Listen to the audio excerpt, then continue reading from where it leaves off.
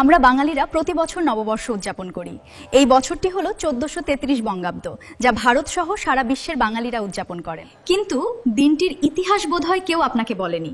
বঙ্গাব্দের সূচনা হয় আনুমানিক 590 থেকে 600 খ্রিস্টাব্দে।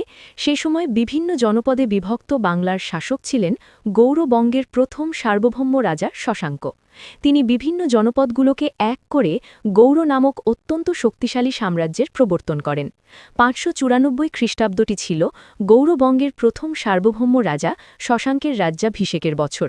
তাই রাজ্যাভিষেকের দিনটিকে স্মরণীয় করে রাখতে তিনি বঙ্গাব্দের প্রবর্তন করেন। পয়লা বৈশাখে নিম ও হলুদের মিশ্রণ তৈরি করে স্নান করা হয় এবং নতুন পোশাক পরে ভগবানকে পুজো করা হয়। ব্যবসায়ীরা পালন করেন হালখাতা, যেখানে নতুন হিসাবের খাতা খোলা হয় এবং সমৃদ্ধির জন্য গণেশ পুজো করা হয়। তাই নববর্ষ শুধু একটি নতুন বছর নয়, এটি বাঙালি ইতিহাস, সংস্কৃতি, রাজশক্তি ও প্রাচীন ঐতিহ্যের ফল। সবাইকে শুভ নববর্ষ।